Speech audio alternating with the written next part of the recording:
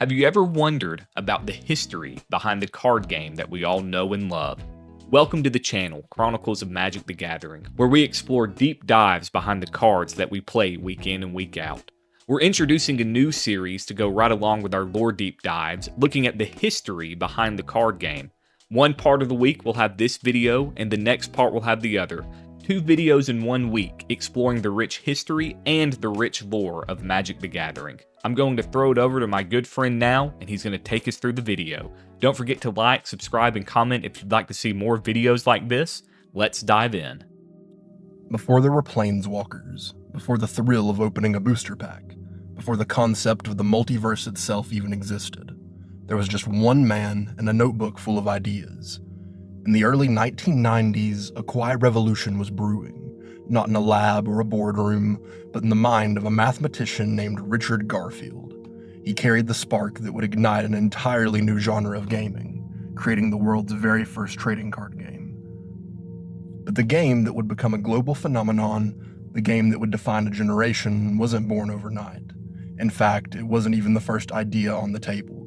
The story of Magic begins with a different game entirely, a game of racing robots and lasers. Our story begins not in a fantasy world, but in the halls of academia. At the University of Pennsylvania, Richard Garfield was working towards his PhD, but his passion wasn't just for complex mathematics. It was for the elegant systems behind games. He was fascinated by puzzles, by strategy, and by the incredible way that a simple set of rules could give birth to entire worlds of possibility. Garfield wasn't content to just play games. He was driven to design them. One of his earliest and most beloved creations was a board game called Robo Rally. The concept was delightfully chaotic. Players programmed clumsy robots to race across a factory floor filled with conveyor belts, crushers, and traps, all while blasting each other with lasers. Robo Rally had personality, it had deep strategy, and Garfield was convinced it had what it took to be a hit. Armed with this belief, he traveled to Seattle in 1991 to pitch his game to a small, ambitious publisher just starting to make a name for itself. That publisher's name was Wizards of the Coast. In 1991, Wizards of the Coast was a tiny company, a world away from the industry titan it is today. There were no multi-million-dollar franchises, Magic didn't exist, and Dungeons & Dragons was still owned by another company. It was just a handful of passionate designers chasing a dream. When Richard Garfield pitched Robo Rally, the head of Wizards, Peter Adkison, was impressed. He saw the genius in the design, but he also saw a major problem: the cost. A game like Robo Rally, with its detailed boards, custom miniatures, and numerous pieces, was incredibly expensive to produce. For a small, fledgling company like Wizards, the financial risk was simply too high. They couldn't afford a failure. So, Adkison gave Garfield a counter-proposal, a challenge that would alter the course of gaming history. Wizards needed a game, but it had to be different. It needed to be cheap to print and easy to carry, something people would play at conventions in the downtime between bigger, more complex board games. And crucially, it had to be endlessly replayable, a game that would feel fresh and new every single time you played it. That single challenge would send Richard Garfield back to the drawing board, and in doing so would change his life, and the entire world of gaming forever. Garfield embraced the constraints.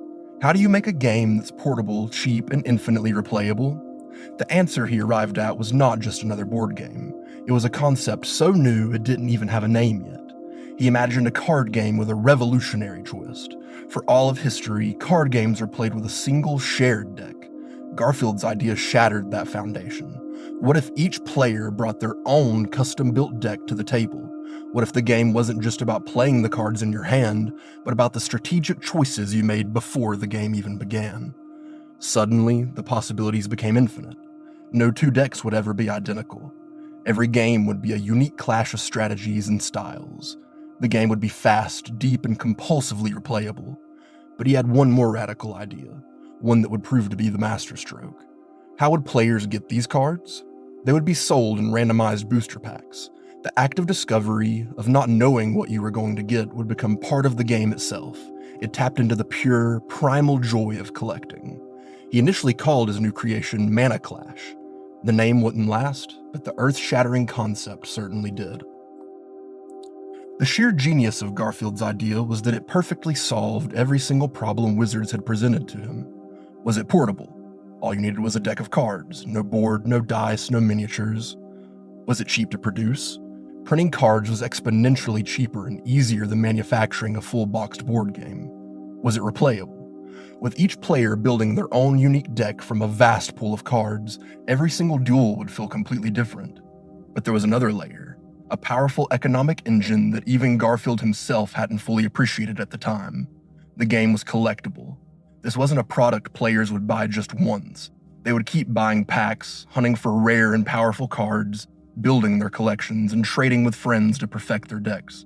It wasn't just a game, it was a hobby, a lifestyle. When Richard Garfield brought this new concept back to Peter Adkison and Wizards of the Coast, they immediately knew they were looking at something special. This wasn't just the cheap, portable game they had asked for. This was a revolution in a box. They gave it a new, more evocative name, Magic the Gathering. It would be the world's very first trading card game. To put that into this perspective, this was 1993. The first Pokemon cards wouldn't be released in Japan for another 3 years.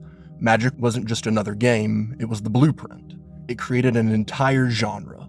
In this game, players would become powerful wizards, dueling mages who summoned fearsome creatures and cast devastating spells in a battle of wits and power. But for now, in that small Seattle office, Magic was still just an idea. A brilliant, world-changing idea. The cards hadn't been printed. The first booster pack had yet to be torn open. The multiverse, with all its infinite planes and epic stories, was still a silent dream waiting to be born. And that is where we will leave the story. The spark of genius belonged to Richard Garfield. The vision to see its potential belonged to Wizards of the Coast, but the world had yet to see what this revolution looked like on cardboard. Next time, we'll travel back to 1993, open that very first booster pack, and witness the chaotic, brilliant, and world-changing arrival of Alpha, the set that started it all.